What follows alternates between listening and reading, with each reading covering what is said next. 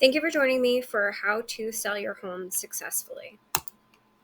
We're going to cover a lot of topics in this half an hour, so bear with me. A lot of the topics that we're going to cover is when should I sell, common misconceptions, common pitfalls to avoid, knowing who to trust, preparing for the market, the showing process, the negotiations process, and the closing process. When should you sell? And in most cases, the answer to this is when is the right time for you.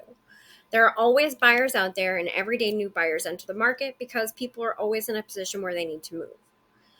If your home has become too much to maintain, too big or too costly, do you want or need a larger or upgrade to your living space? Has your family grown? Are you being relocated? Are you going through a separation? Or did you inherit a property and have no use for it? These are the most common reasons why people sell. But if you're looking for, I don't need to sell, but I want to sell, when is the right time to sell? Now, most homes, once they go under agreement, close within 30 to 45 days. In 2022, because the data for 2023 wasn't out yet, so most homes sold in August, more than any other month, and then not much more than in September. So that means that most properties went under contract between June and July. So the myth that the spring is the busiest market isn't always true. More homes sell in the summer than in the spring. Available inventory is also a factor. So if less people are selling in the winter, then less homes are going to sell in the winter because there was less homes for sale to begin with. A lot of people don't want to move in the winter. They don't want people trudging through their house with snow or wet boots or anything like that. So it's pretty common for there to be lower sales in the winter, but it's not because buyers aren't out there. So if you have a choice on when to sell, really you could list whenever. But I would say that the busiest the market is towards the end of the spring, once people get done their graduations, holiday celebrations, and whatnot. In 2021, 45% of the polled buyers claimed that they bought at the time because it was just the right time for them. None of them just sat around waiting for it to be spring.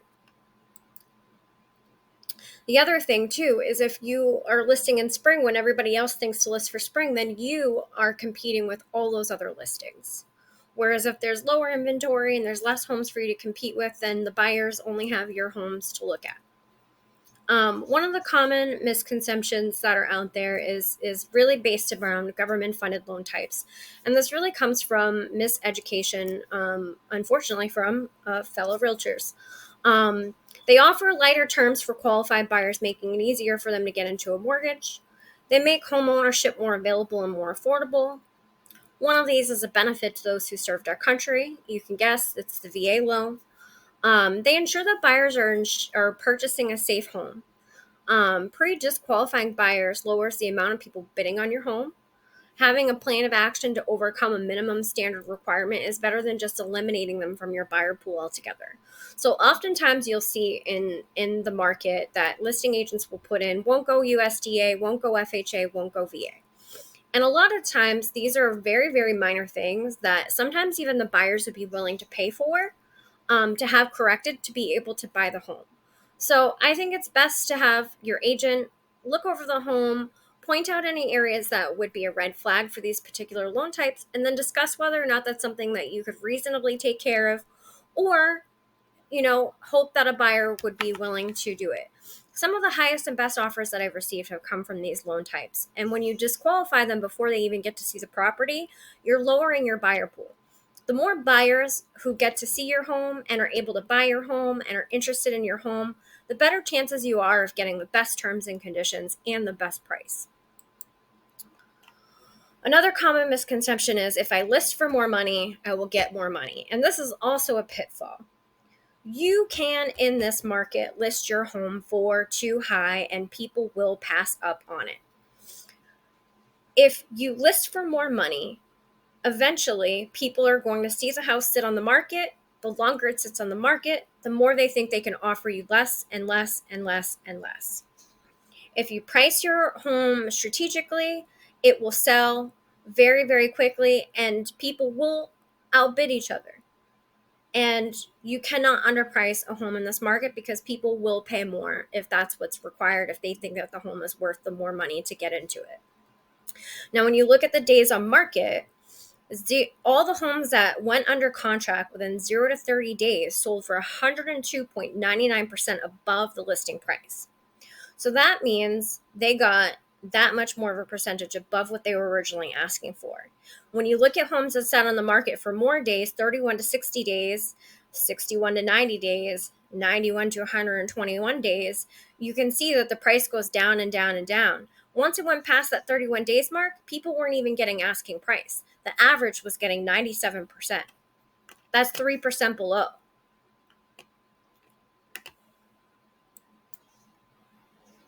If you sell it yourself, you will make more. And a lot of people believe that if they don't have to pay the real estate agencies commissions, that they'll just get to keep more money, which means they get to make more money. Well, if people aren't knowing that your home is for sale and you're not able to advertise it or market it or represent it the way that a professional would, you're probably going to get offered less money, and you're not going to know if you're getting top dollar, if you're getting the right amount, if you don't have somebody educating you on what those numbers should be. In 2021, 10% of home sales were sold without a realtor. The average sale price for homes sold by owner was $225,000, and the average sales price of a home sold with a realtor was $330,000. That's a 32% increase in sold price.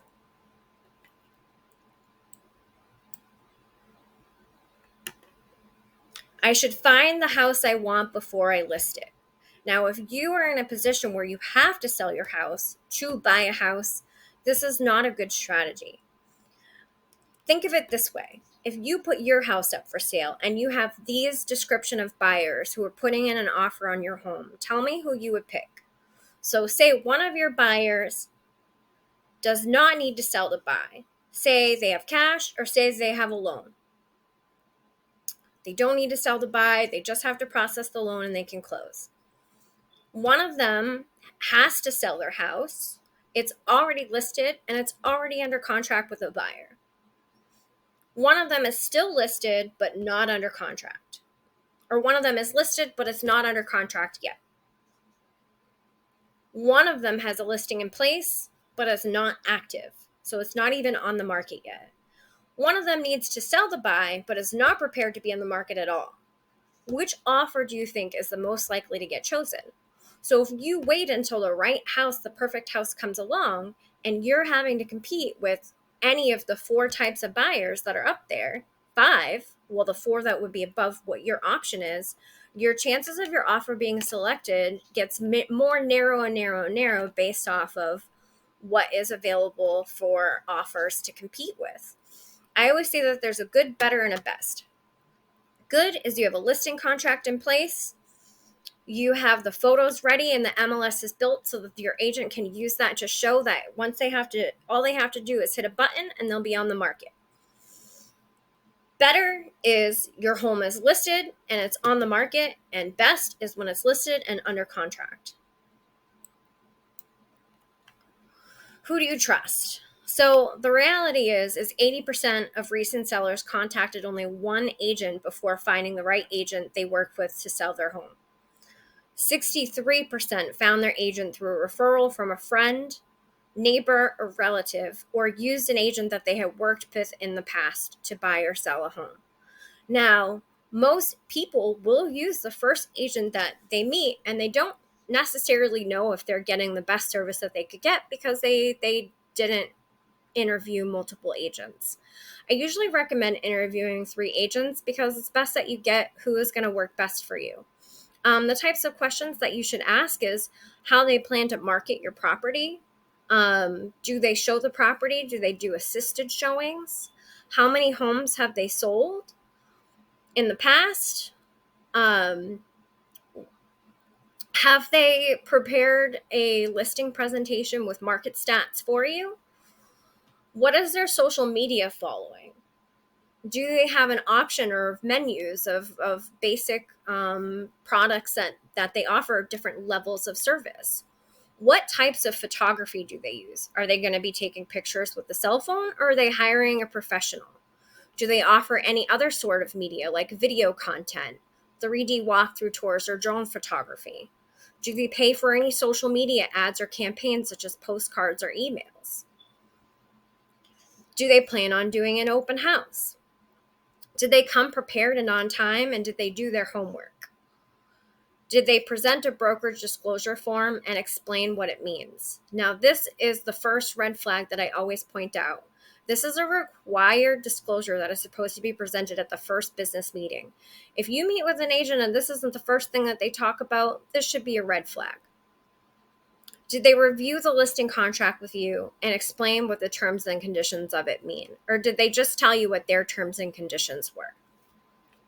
Did they explain the seller disclosure form so that you're filling them out accurately? And did they explain their compensation? Did they discuss communication methods for showings and offers? Communication is very, very important. I also set up a report for my clients so that they can see how often their listing is being viewed, clicked, liked, shared, or disliked across all third-party websites, including the MLS. This way you can also see the activity and be able to gauge the interest of the market. You need to work with who you're going to feel comfortable with and who is going to do a good job. You're paying for a service, you should be getting the full enchilada. So one of the things that I do is I provide my clients with a staging consultation. And this is when a stager makes a list based off of each room by room by room, on what should be done. And with this consultation, she provides a very itemized list of what should be done and a price for her to be hired to do the work. Now, my sellers are allowed to take that list and do the work themselves, or hire the stager to do it themselves. But some of my top staging tips that come up time and time again, tried and true, just some basic home preparation, is changing the light bulbs to brighter bulbs. People want to be able to be in a bright and inviting environment, and this helps them see the home. When the lights are dark and dingy, it makes the home feel dark and dingy. Declutter as best as you can. You are moving, so start packing away and organizing the things that you're not going to need for the next 3 to 6 months. Clear countertops of small appliances. You don't need to do that for the showings, but I definitely recommend clearing the countertops of small appliances for photos. And maybe even a bowl of fruit or some lemons, something nice and bright and fresh. Paint is worth $45 in the can and worth hundreds on the wall.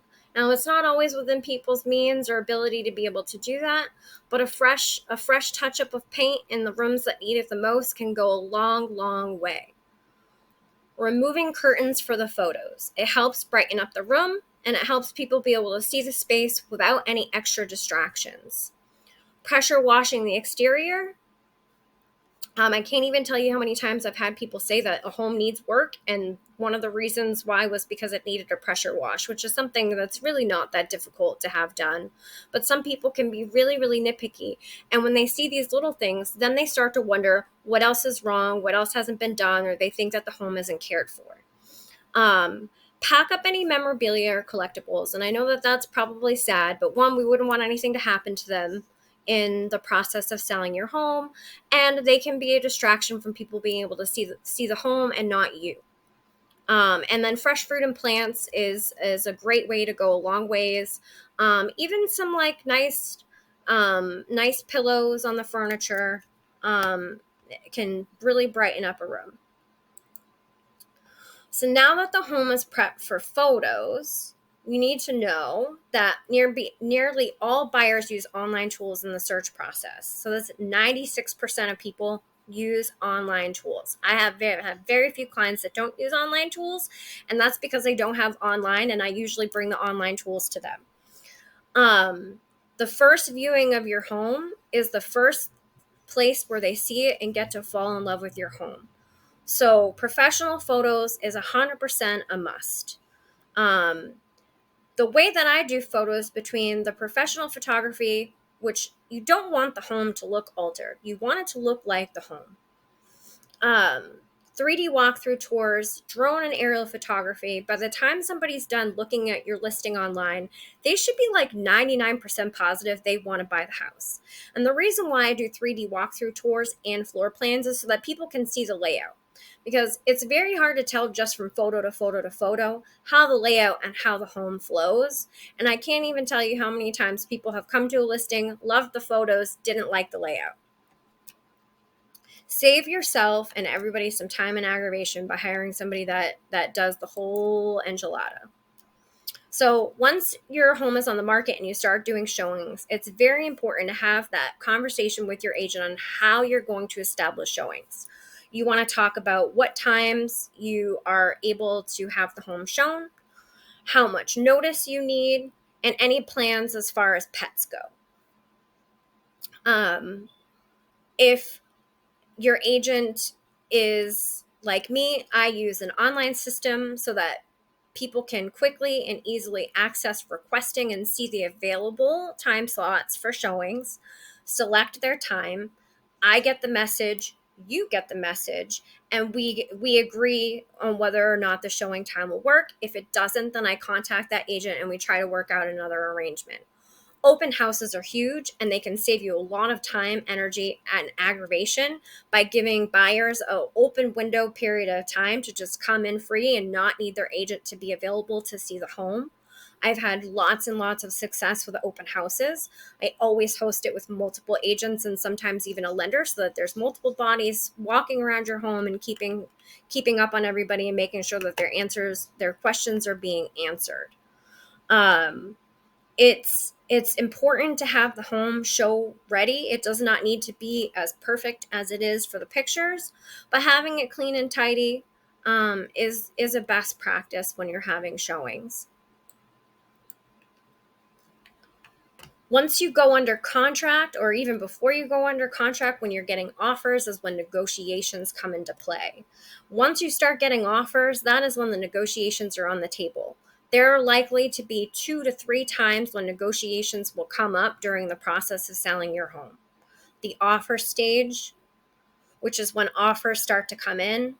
And I always say, just because they say it's their highest and best doesn't necessarily mean it's their highest and best. Always see if there's a way to negotiate the price and the terms to better suit your needs. The worst thing that could happen is that they say no. The inspection stage, so once you have inspections, the buyers may try to renegotiate the terms of that contract. That's why it's kind of important to pick the best buyer if you can, out of your options, and try to avoid having to negotiate. But negotiations on inspections really shouldn't be too scary. Rare but does happen is the appraisal stage, which again is important for an agent to advise you on a proper market price for your home, and to know that if an offer is coming in that's significantly over the asking price, if there's a likeliness of the home not being able to appraise at that value, then the bank, if they're getting a loan, isn't going to give a loan for that amount.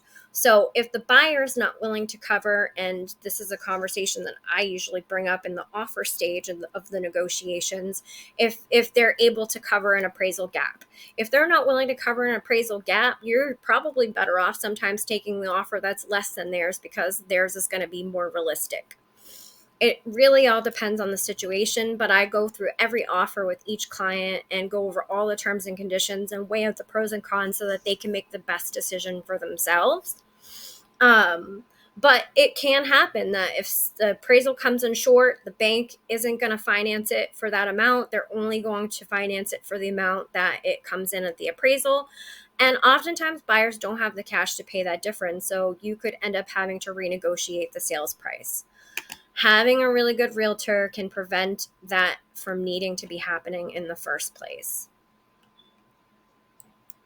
The closing process. So once you get past negotiations and you get a clear to close, if they're financing, if it's cash, you don't have to worry about a clear to close.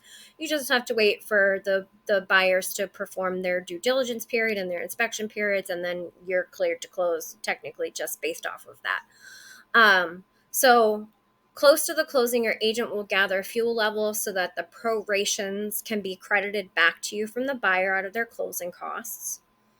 You will receive what is called a closing statement, and usually between 1 to 4 days of the closing, you should review the totals of the credits and the debits to make sure that your net after all costs is accurate, and then ask any questions that you may have about what those totals are, what those credits or debits are. Um, the buyer's agent The buyers and your agent will perform a final walkthrough of the home, usually between 2 days or the day up to the day of the closing, to ensure that all of your personal items have been removed, that the home is in broom swept condition, and that you haven't left anything that wasn't previously agreed upon in writing. No paint cans. Don't leave your paint cans. They don't want it. Trust me, I have a shed full of them. All parties will meet at an agreed upon location. All necessary documents will be signed, and the keys will be given to the buyers, and any proceeds will be dispersed at this time as well. So once you've done that, then you have sold your house. If you have more questions or want to schedule an individualized listing consultation, you can contact me at this information here. My name is Melissa Perrault, and my email is mperrault@kw.com. My phone number, direct cell, is 603-455-4853. And my office line is 603-232-8282, extension 6989. Thank you so much for your time today.